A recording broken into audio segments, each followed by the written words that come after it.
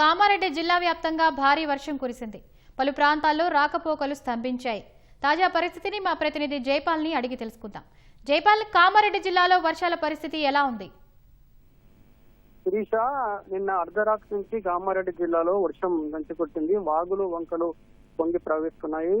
చెరువులు కుంటల్లోకి కూడా వరద నీరు వచ్చి దాదాపు జిల్లాలోని సగానికి పైగా చెరువులన్నీ కూడా మత్తడిపోతున్నాయి. వాగులు వంకలన్నీ కూడా జలకరం సహకరించుకున్న పరిస్థితి ఉంది. అయితే ఆ రాత్రి నుంచి కూడా ఇవాళ 5:30 వరకు కూడా తెల్లవారుజాము 5:30 వరకు కూడా భారీ వర్షం కురుస్తుంది. భారీ వర్షానికి కామారెడ్డి పట్టణ కేంద్రంలో ఒక ప్రైవేటు ట్రావెల్స్ బస్సు చిక్కుంది. వెంటనే అప్రమత్తమైనటువంటి పోలీసులు ఆ ప్రైవేటు ట్రావెల్స్ బస్సును బయటకు తీశారు. అదేవిధంగా కామారెడ్డి పెద్ద చెరువు కూడా ఉధృతంగా ప్రవహిస్తుంది. మాచారెడ్డి, తాడువాయి, అదేవిధంగా బిక్కడూరు, రాజపేట మండలాల్లో వాగులు వంగలన్నీ కూడా ఉధృతంగా ప్రవహిస్తున్నాయి.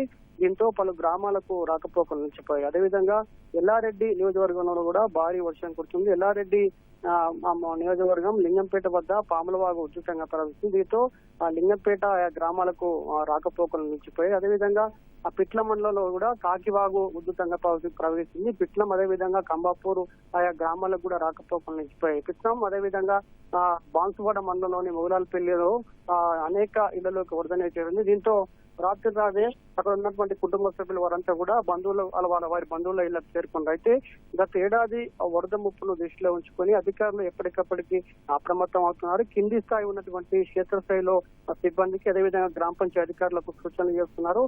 ప్రమాదకరంగా వాగులు వంకలు ప్రవహిస్తున్న చోట పోలీసులు గస్తీ కాస్తున్న పరిస్థితి ఉంది. అదేవిధంగా భారీ వర్షాలకు ప్రాజెక్టులు కూడా జలకన్ను సంచరించుకున్నాయి. జిల్లాలోని శ్రీరామ్ సాగర్ కావచ్చు, నిజాం సాగర్, కళ్యాణవాడి, పోచారం ఈ ప్రాజెక్టులన్నీ కూడా జలకలను సంచరిస్తున్నాయి.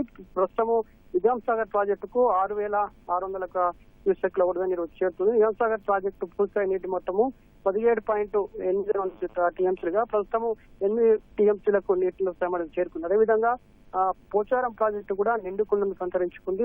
ప్రాజెక్టు దాదాపు పూర్తి స్థాయి నీటి మట్టం చేరుకుందని చెప్పేసి అధికారులు చెప్తున్నారు. అదేవిధంగా కామారెడ్డి జిల్లాలో గతేడాది కామారెడ్డి పట్టణం అంతా కూడా వరద గుప్పిలో చిక్కుంది. దీంతో అధికారులు అప్రమత్తమై వరద నీరు సాఫీగా వెళ్లేందుకు చర్యలు చేపట్టారు. ఇటీవల కాసేపటి క్రితమే ఎస్పీ, అదేవిధంగా జిల్లా అధికారులు కామారెడ్డి లోతట్టు ప్రాంతాలను పరిశీలించారు. ఎక్కడెక్కడ వరద నీరు వెళ్లేందుకు చర్యలు అయితే చేపడుతున్నారు. ప్రస్తుతం అయితే కామారెడ్డి జిల్లా వ్యాప్తంగా కూడా వరద కొత్త వర్షం అయితే తగ్గుముఖం పట్టింది. వరద ప్రవాహం అయితే కొనసాగుతున్న పరిస్థితి ఉంది. శిరీష,